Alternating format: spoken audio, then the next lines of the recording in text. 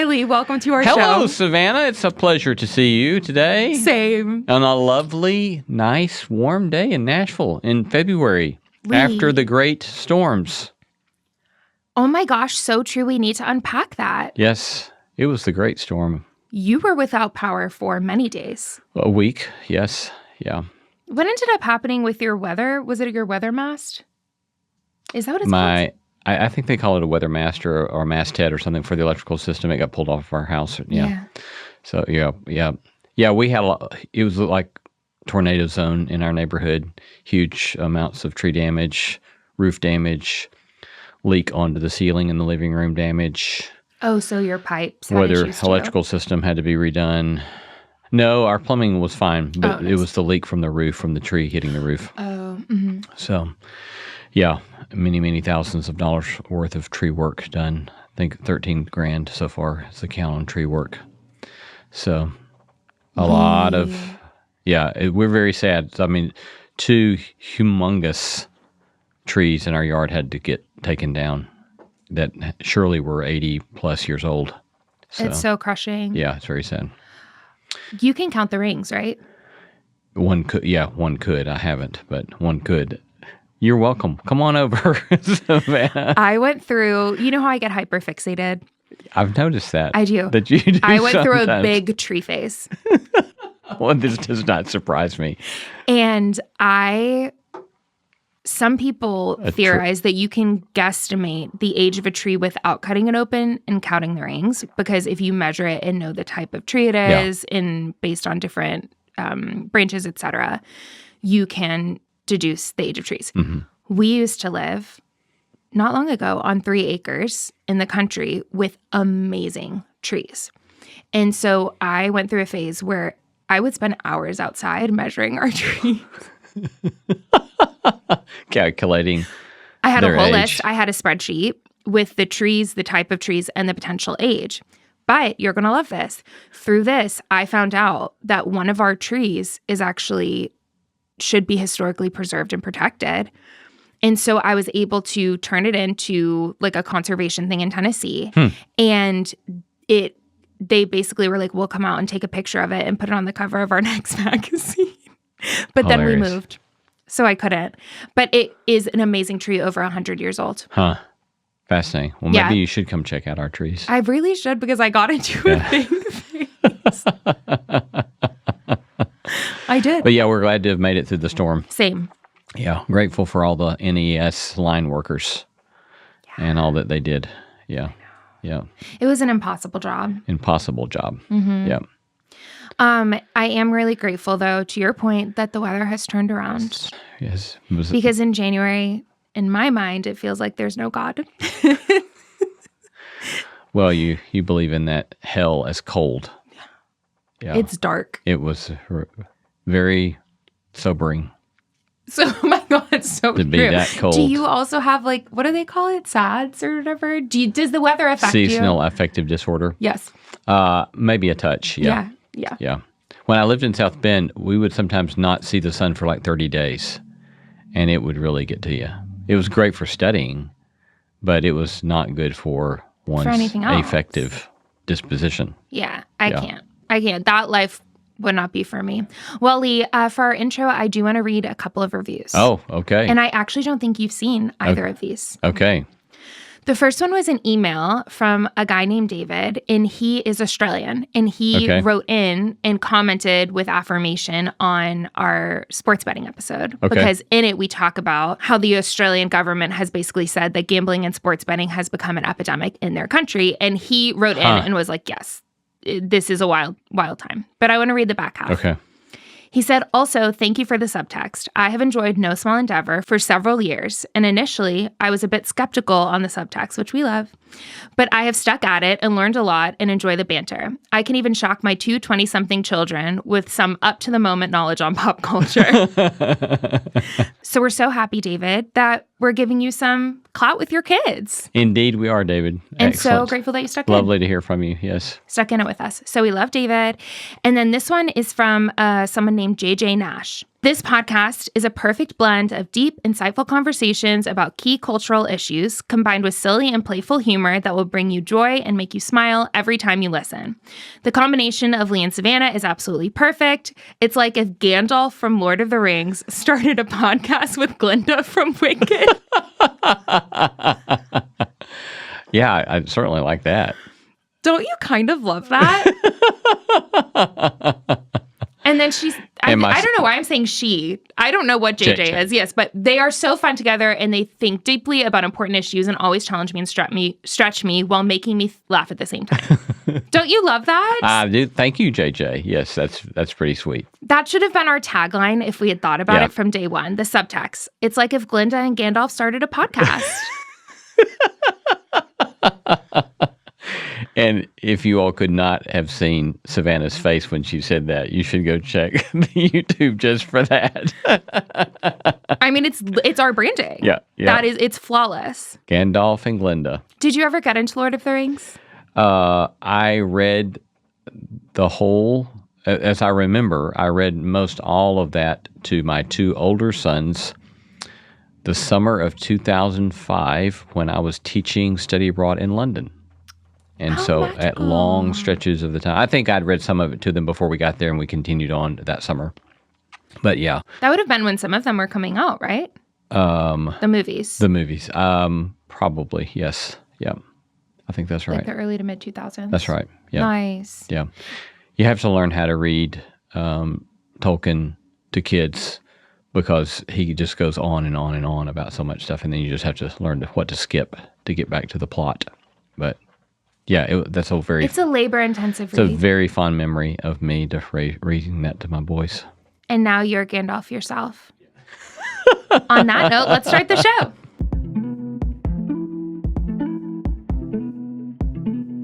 Welcome to the Subtext, where we go beneath the headlines and beyond the obvious. Or should I say, welcome to the Subtext, where Glinda and Gandalf go beneath the headlines and beyond the obvious. I'm Savannah Locke. I'm Lee Camp. If you like what we're doing and want to help us get the show in front of more people, please do us a favor by following and rating it wherever you listen. If you leave us a review, we might read it on the show like we did today. Give us 5 stars, hype us up. If you want to watch full video episodes, you can find that on YouTube and Spotify. You can follow the show at The Subtext Show, me at Savannah_Locke, and Lee at Lee C. Camp. And lastly, if you have any questions or suggestions for the show, just DM us on Instagram at The Subtext Show. All right, Lee, we have 2 segments today. 2 segments. It's pretty exciting. Sometimes we go in with the best of intentions of achieving 2 separate things, but we get locked in on the first and keep rambling.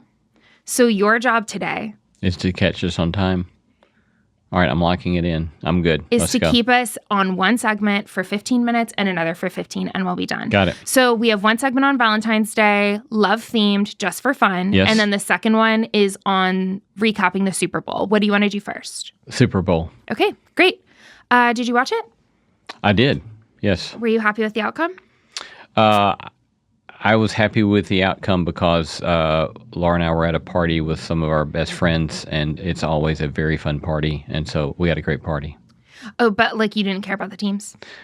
I didn't know who was in the Super Bowl until yesterday at lunch when I asked my brother. Low investment. Yeah. Honestly, same. Yeah. I knew who was playing because since I was born in Boston, my family are big Patriots fans, and my dad and my brother flew to California to see the Super Bowl. Oh, like yesterday or this weekend? They were there yesterday. So I knew who was playing, but personally, I don't care. Yeah. So, yes, I was very pleased with the outcome. Let's talk about the music because I thought from start to finish it was iconic. It certainly seemed iconic. How did you feel about it? I'm not just talking halftime. I'm talking pregame. I'm talking Green Day, Coco Jones, Brandy Carlisle. Yeah. Well, I missed Green Day's performance, but I heard about it, and so that would be great to talk about. I saw Brandy Carlisle's, and she was stellar, of course, as always. And then, of course, Bad Bunny was very interesting. Oh, I can't wait to hear what you thought. I can't wait. What was your take? You got to watch Green Day afterwards, correct? I had someone read me the lyrics of their song. Tell me your connection in general to Green Day. So I grew up with Green Day. Yeah. I've listened to them a little bit through the years, but I've never probably invested what I should in Green Day. Oh my God. Okay, so I love Green Day, have since I was in middle school because I was emo. And so You were what? Emo. Oh, got it. So that means emotional. Well, no. Emo was also a brand of kid. A brand in my of era. kid? Yes. So like to be emo was to be like the hair that was like kind of really intense side part, all dyed black. Uh-huh. Sometimes girls would wear like these vests and little ties, skinny jeans. Interesting. And that was all I guess none of your kids were emo. No. Well, emo kids listened to Green Day, and that was Got me. And I was thrilled that they were the pregame opener. I was like, I don't know who the target demographic was for this, but they're hitting me, and I'm thrilled. Yes. So what lyrics were read to you that you were intrigued by? Well, it was like they were singing to today. American Idiot? Yeah. Yeah. Yeah, and that was, 22 years ago or so that song came out? 2004. Yeah. Yes. So, yeah, I just thought that was fascinating. Yeah, the piece about the media. Yeah. In case anyone does not know this song, this is what the lyrics are. And just envision me, all dyed black hair, intense side part, truly with a little tie on, jamming out to this song. Don't want to be an American idiot. Don't want a nation under the new media. And can you hear the sound of hysteria? The subliminal mind, I won't say the word, America. I had to listen to the edited version. I bet you did. But true, it feels very timely for today, too. It feels very timely. And bold for them to sing. And bold. And then Brandy Carlo. And I do wonder if like the network got editorial input on the songs that they were going to sing, or their contract just says, we'll show up and we'll sing the song that we want to sing. So curious. I know. Yeah, that would be fascinating to know. I would be interested as well. Yeah. And then Brandy was amazing. Coco was awesome. And then Charlie Puth sang the national anthem, which sounded great. He's a really, really talented musician. So then Bad Bunny is what everyone was talking about. Yeah. Talk me through what your experience was like watching it. Well, I mean, my experience was that I am not bilingual. And so, of course, I was wondering all along, what is he saying? And so I knew that I was missing a great deal. But obviously the staging, or I don't know what you call a stage on a football field, but the set perhaps was incredible and was fascinating. And it was like watching a movie scene being taped, I felt like. That was just really impressive. So I felt ignorant and didn't really know what was going on, except to be impressed with the feat that was being performed in front of me. It was executed flawlessly. Yeah. Yeah. Right, yeah. Did you have time later to go through and read some of the lyrics and try to understand some of the imagery? Yes. It seems like the Super Bowl halftime show, at least in recent memory, if not in a long time, has been often hypersexualized. And I think that certainly you see that in a lot of his music.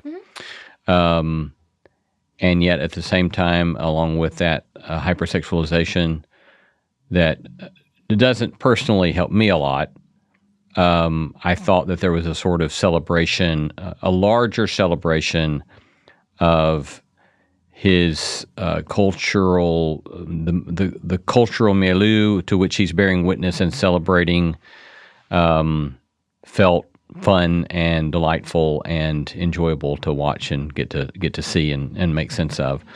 And I also thought that what he did with God Bless America at the end was also quite helpful and very compelling. And I learned, for those who didn't watch it, I think the only English words he said were God Bless America. Mm-hmm. And then he starts at, the southern tip of South America and names all the countries up through South America, Central America, North America, all the way up to Canada. Yeah. And then comes back around to Puerto Rico, his homeland, and a U.S. territory. And so I think that, I was always, I was never was never sufficiently brought to my attention of the narrowness with which people who hold a U.S. passport use the word America until I spent a semester teaching in Santiago, Chile. And they reminded me, hey, you don't own the word America. You don't own the name America. We're all Americans. And so, again, that was just kind of push and this kind of shove to say, can't we celebrate the beauty of our neighbors north and south and be grateful about that. So I thought that was a great move, classy move. It was move. such a beautiful ending. Yeah. Yeah. I agree. What do you think about it all? It was nice having all of those countries named. Well, you know a little bit about this, but Puerto Rico has played a fairly large part in my whole childhood. My grandparents met in Puerto Rico. My mom spent years there when she was a child. She's fluent in Spanish. My uncle married a Puerto Rican woman. Her sister ended up becoming a part of our family. Their parents ended up becoming a part of our family. And so, like, even in my family culture, I'm not Aunt Savannah. I'm Titi, which is the slang in Puerto Rico for aunt. Titi. Yeah, Titi. And so actually Bad Bunny's first song was, I think, called Titi Me Pregunta or Me Pregunta or whatever. And it's like, my auntie asked me these questions. Yeah. And so with Titi, like, it's very much part of how I grew up. And I was in Puerto Rican weddings. Huh. So when I was watching it, I think it made me realize how all of my associations of Puerto Rico are so positive. Like, I was like, this is awesome. And it felt really fun and collective and communal and family-centered. And there was this one moment where an older man was twirling a young girl for the wedding celebration. And it brought me back to when I was a flower girl in my uncle and aunt's wedding. And her Puerto Rican dad twirled me around at their wedding. And seeing that was like a reminder. And I actually just saw him and his wife in downtown Franklin a couple of months ago. And when I walked out of anthropology, he ran up to me and he grabbed my hand and twirled me around too. Yeah, so there's like this like dancing piece that felt really fun. And yeah, all of my associations are so positive that it just felt really fun and true to, obviously it's not my culture, but like I have been influenced by that and it was magical to me. Yeah, I hear you on the sexualization piece. I think I also have no idea what was being said. But I also don't have a negative stigma around Spanish because I grew up, once again, my mom is fluent and both of my aunts were fluent in Spanish. So I always heard Spanish being spoken. And I think a lot of people struggled with not being, in a negative way, not having captions or translations or whatever. And maybe they felt excluded by that. So I was fine not knowing what was going on though. Well, yeah, I certainly hope that I didn't communicate that I wasn't okay with it being in Spanish. 1,000,000%. I did not hear that, but I was just saying that some people, when I was reading responses online, really struggled with the fact that it wasn't in English. Yeah. I mean, in my mind, well, first of all, I've spent enough time in context where I literally do not know the language. Yeah. That's been some of the most adventuresome times in my life. And I kind of like being in context where I don't really know exactly what's being said or going on because it gives you a new set of lenses to pay attention and perk up and engage, And so I didn't feel negative feelings about it. It was more curiosity of wanting to know, okay, what's being said and what's going on here. So yeah. Do you have anything else to say about? Because I was wondering, even as I said what I said about the hypersexual, what's the word I'm looking for? Hypersexualization. It being hypersexualized. Is there a part of my own comment about that as a, late middle-aged white guy raised in the Bible Belt that just is missing something or sounds bigoted by even raising that? It does not sound bigoted to me. I think part of it, and once again, I'm not speaking, I can only speak on behalf of myself, but what it brings up for me, even with the gals in the front when he was singing the song about twerking, my aunts who were very conservative Christian women, okay, 100% would dance like that. So I do wonder if there's like a cultural piece there too that is missing. I don't know. So I wouldn't take like a stand and say like, this is what I think or it isn't hypersexual. I have no idea. But when I saw it, I was just like, this is fun. And that's kind of how I interpreted it. But I also know that I wouldn't be like the target demographic for that. Yeah. I don't know. That sexualization is not aimed in my direction. Yeah. Yeah. Yeah. Does that make sense? Uh-huh. Yeah. I did love, though, to go on to like more of like the imagery piece. Yeah. I loved that it started in the sugarcane fields because that pays homage to like Puerto Rican agricultural history, etc. And it felt like it told just this very interesting story for him of like going from Puerto Rico to then there was a song about him spending a summer in New York. And that's where it all of a sudden turned into like In the Heights by Lin-Manuel Miranda. Did you ever watch that movie? No.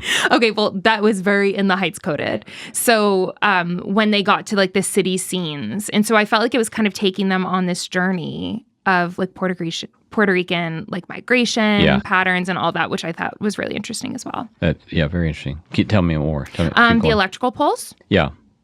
I did not know what that was about. I assume that was about the hurricane. About Hurricane Maria. Yeah. Yes. That was kind of paying attention to the fact that like there was not a lot of FEMA aid sent after Hurricane Maria, and they were out of power for a long time. Yeah. And I think their like schools had to shut down for months and all of that. So yeah, it felt to me, I think what I liked about it was that Bad Bunny, with all of the negative attention, really could have turned around and given the middle finger to people. But instead, it felt like he chose joy and like celebration. That was my interpretation. Yeah. But talk to me about any other thoughts, concerns, experiences that you had. No, I mean, I don't know. I think a lot of it goes back to the gifts I've gotten to be given in the academic world of, I find, the old line about from Augustine, at least is cited to Augustine about the world is a book and those who do not travel read only one page or something like that. Mm-hmm. And that's the way I've thought about so much of various cultural encounters is that you just get, if you can just be open to a variety of cultural inputs, your life's just richer and it's more fun and it's more enjoyable. And it's like everything, right? Take what you can use and leave the rest. And lean into what's beautiful and good and true and lovely, and let the stuff alone that you can't take with you and don't abide, and move on, and let's play ball. Let's play ball. Yeah. So you're just basically, it sounds like you're saying like, this was a fun cultural expression. Yeah. Take the good. Yeah. And don't be stressed about the negative. Yeah. Great. Okay, I'll go with that. I think that's awesome. Okay, let's talk about the alternative, the Super Bowl halftime show, the All-American halftime show. Did you get to watch it, or am I the only one who did? I have not watched it. Okay, well, I wrote the whole set list out for you. Oh, good. Okay. On our brief. So the All-American halftime show was put on by Turning Point USA.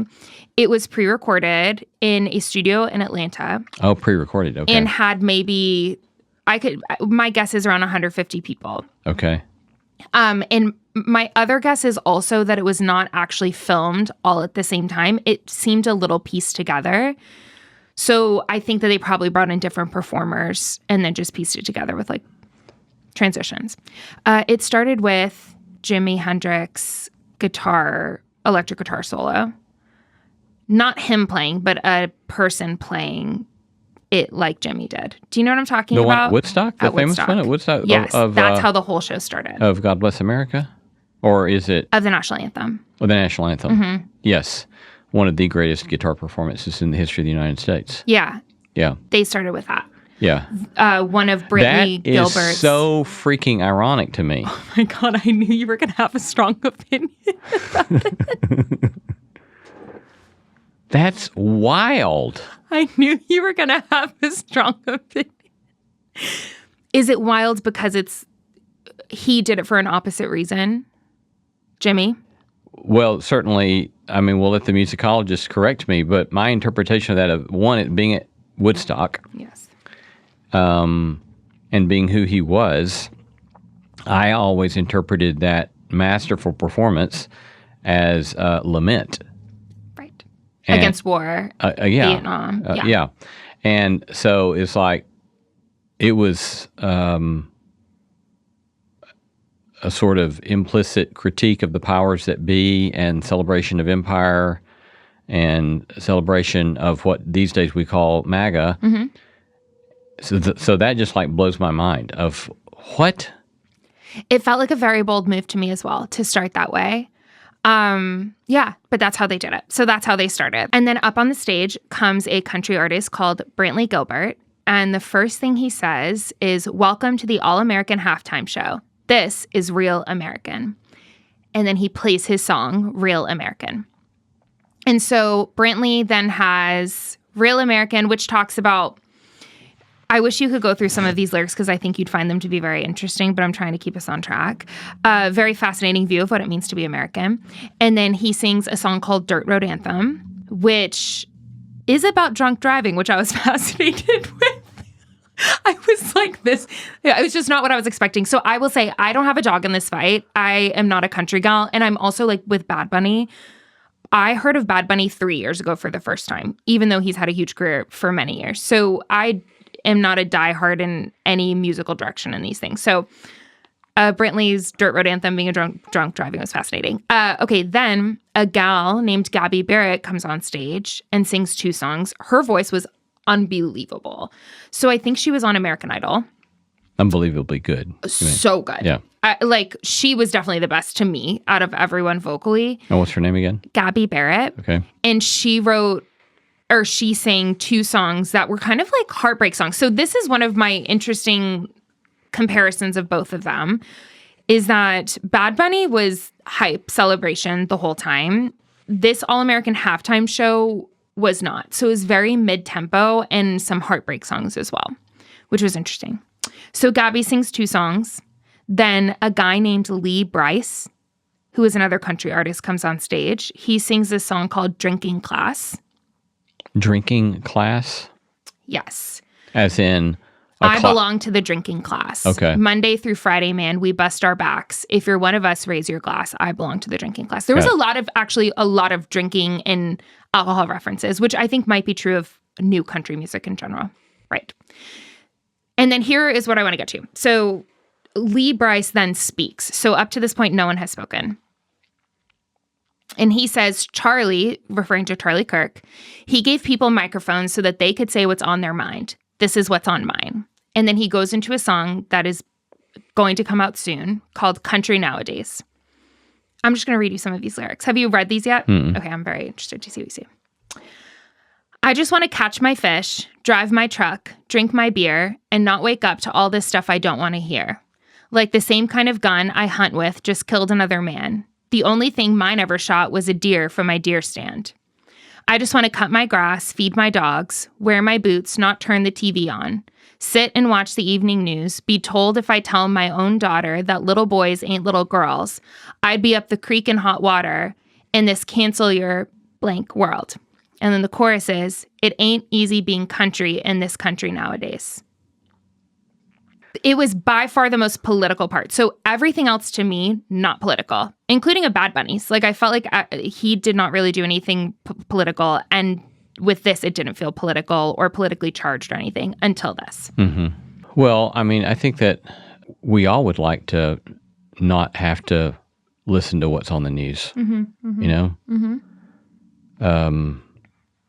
And, you know, I was raised country and Southern, mm-hmm.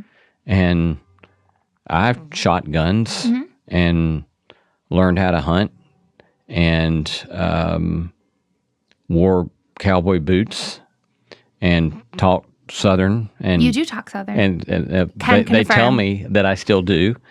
And, you know, love the Alabama hills and the red dirt and country music, and I like drinking beer as well. Mm-hmm. And so, yeah, that, you know, that it's that sort of, in some ways, I would dare to even say, what's this gentleman's name? Lee Bryce. Lee Bryce. I would dare even say that there are part of the lyrics there that he depicts that's something like Isaiah 65. And let somebody work hard and enjoy the fruits of their labor. And let every old man sit under his own vine, his own fig tree in the house that he built, and somebody else not come in and take over his house.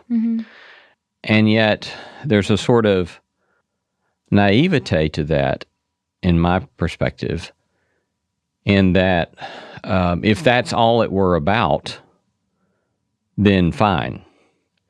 But there's a sort of, everybody's not getting left alone to live their life. And there's a lot of people that are being rooted out of their work that they've done with their lives and are being dispossessed. And in the name of, best we can tell, in the name of law and order and in the name of Southern values or whatever the case may be. And so I guess I would say, generally speaking, that strikes me as, it makes me sad, because it's like there's a sort of elements of what he said. There's something that's true about it, that's what a lot of us want, right? But it does not strike me as honest because of how much it leaves unsaid and doesn't take account of power. And that's what so often happens, is that we can talk about freedom in such a way where you don't talk about power and the people that are getting stomped on by power. And that's another thing I learned in the South. And that is to care about people who are getting stomped on by power. And that's one of the things that we, at its best, Southern conservatism was about, you don't want overweening, overbearing, bureaucratic power breathing down your neck and pushing you around and being a bully. And I'm still that kind of conservative, right? But when you sing about that kind of stuff, and there are ways in which that kind of stuff is being co-opted into stomping on a lot of people, that's what makes me sad. That's a beautiful analysis. What do you do with it? I think that your analysis is much more beautiful than mine.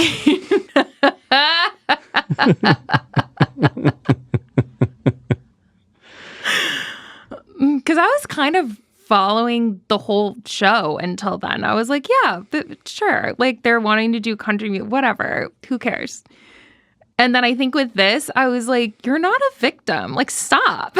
So that's what I was thinking in my mind of, it actually is easy being country in this country right now. Like, it is easy to do those things. And I'm not saying the way that you're saying country or traditional conservatism or whatever, but like, this current brand has its own halftime show because it's easy being this way, because there's money behind it, because there's power behind it. The person who introduced this entire show was Pete Hegseth, the guy who's in charge of the Department of War. So there is tremendous power behind this machine.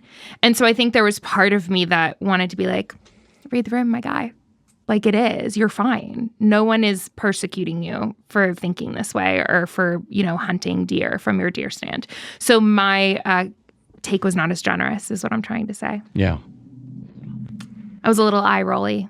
Yeah. And that's on me. That's my bad attitude. No. Lee Bryce then finished with Hard to Love, and then let's close out with this. Kid Rock came on stage. Okay, so Kid Rock has his song. How do you say it? I don't know anything about any. I don't know that I've ever heard a single Kid Rock song. Bawitdaba. I don't know how to say it, and it's spelled Bawitdaba. Bawitdaba. It is gibberish. So, and it's intended to be gibberish, and all of the lyrics are gibberish until you get to the verse. So the chorus is. Can we back up just a second? So this is going to show yet again my complete pop culture illiteracy. What genre of music is Kid Rock? Kid Rock is like hip hop and rap, but then also randomly country. Okay. And some metal. Okay. Like, he's a lot of things. Okay.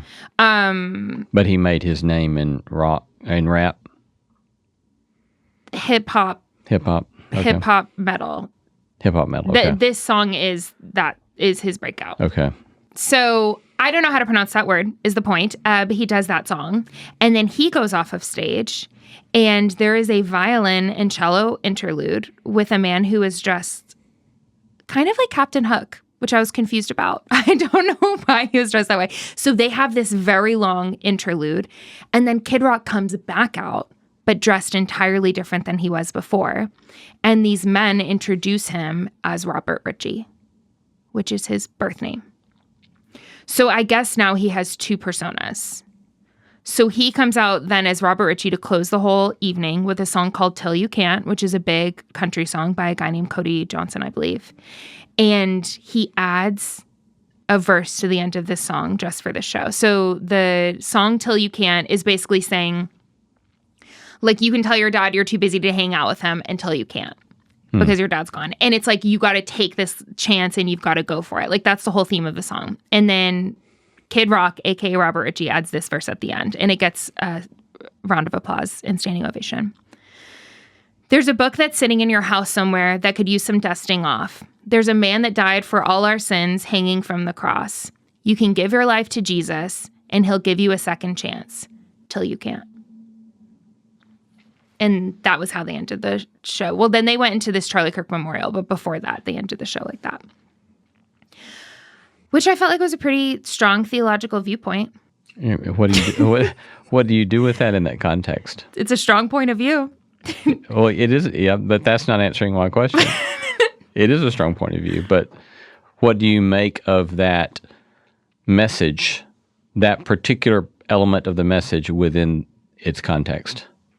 I have not formulated opinion, but I will say what I saw people doing with it, which is that the conservative Christian influencers who supported this show said that the gospel was proclaimed. And it was because of that verse. And I am curious if that is why that verse was there. Because the rest of the show, objectively, like, I mean, I watched it twice and read through the lyrics. Like, I'm not saying it was bad or worse than Bad Bunny's lyrics, like, literally at all. But they wasn't Christian until that one part. So I'm curious if that's why that was lodged in. What are your thoughts? Well, I mean, I didn't know that we were going to talk about this. So you're definitely getting my fresh take, which I'm a little nervous about. I mean, I think that one could say that is let me try this. I think that... Don't be scared. No, Just jump in. No, I'm not scared. I'm just trying to be truthful. Mm-hmm. I think that it's interesting that if one thinks of that as a proclamation of the gospel within that context, one could say that it does seem to me that that is the way that a lot of American evangelicalism has defined the gospel. Is just that little bit of the biblical narrative being thrown in as one verse in a country song. Yeah. In all of that context. And also within the larger context of this being depicted as a sort of critique of, as I read the cultural moment, right, it was about America, and it was about we don't want Spanish speakers doing our halftime show. Mm-hmm, mm-hmm. And so if the larger context is about make America great again, and the larger context is about we're pissed off about having to listen to a Spanish speaker do his song in the middle of the Super Bowl, mm-hmm. then you ask yourself the question, well, have we read the whole of the narrative of the Bible and the whole of the narrative of the New Testament, mm-hmm, mm-hmm. which is very, very, very, very clear, mm-hmm. is about breaking down boundaries of hostility between people groups, mm-hmm. not celebrating them. Right. And the border, there are things I love about America or the United States of America, mm-hmm. and there are things that I find very horrible about mm-hmm. the history of the United States of America. Mm-hmm. But the boundary that makes the United States of America is a historical accident. Mm-hmm. And it's a historical accident that happened in large part because of a lot of imperialism. Mm-hmm. And so if the moment is about America being great, and if the historical moment is about English and a particular subculture of our being the deer hunting Southern boys, whom I love because I come from them, that is not the gospel. Yeah. That is one cultural, very small cultural claim about the gospel, and it's not the gospel. I think that's what I think about it. I think what I've been struggling with is in the last 24 hours, seeing different conservative Christians praising this halftime show by saying that the gospel was proclaimed, comparing it to Bad Bunny's, which a lot of these conservative influencers have been calling it degenerate, what Bad Bunny did. I don't know why that is the word currently that they're using, but that was the word. I think that I have been trying to take a step back, first of all, and name my own biases, which are so real. And then second of all, articulate what you just articulated really well, which is that if that is the gospel, it's narrow. It's a narrow view of the gospel. And I'm not saying that it isn't true on some level, but it's not the whole truth. And I think when I was watching Bad Bunny's performance, which isn't intended to be Christian, it's not intended to be a commentary on faith or whatever, but I was kind of moved at the end with all of the flags coming out. And it did bring to mind like every tribe and every tongue and every nation, and how it did kind of paint these different visions or imaginations for greatness and belonging. And I'm not trying to do tit for tat because they weren't even intended to be the same things. But what you're saying is helping me clarify the tension that I was feeling, which is that when I was watching Bad Bunny's view, I'm like, I'm kind of hoping that the end game of Christianity is more along the lines of that. More along the lines of Bad Bunny's. Of everyone getting together and dancing. Bad Bunny's eschatology versus... Yeah. Bad Bunny's eschatology of like generations dancing together and food and celebration and joy versus, 3 men and 1 woman singing sad songs on a stage to 150 people. I think that there was something, the vision there felt so narrow. And I think, in a less fancy way, I agree with what you were saying. And I think in contrast to Bad Bunny's vision and imagination for everything, I was like, I kind of hope that there's more truth in that side.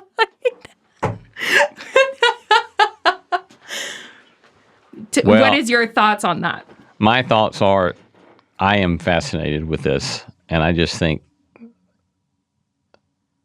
this is really interesting.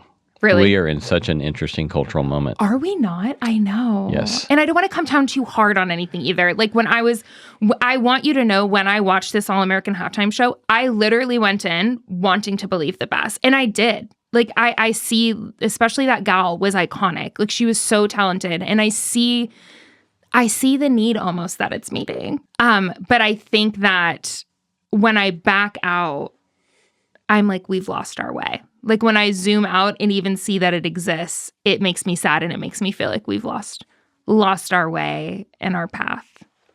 Yeah. I think that's a good place for us to end because I was supposed to stop us at a long time ago. Lee, it's your one responsibility to keep us on time. But I'm so glad I didn't stop us because that was really interesting. And now Bad Bunny has an eschatology. He doesn't even know that. We all have an eschatology deep within us. An eschatological vision. That's right. Lee, your one job was to keep us on My time. one job, I failed us, and I'm so pleased I failed us. What's a solution? To end this show right here, this episode right here, and we'll come back for a Valentine's Day special that will drop. I think let's just drop it on Valentine's Day. See you then. See you then.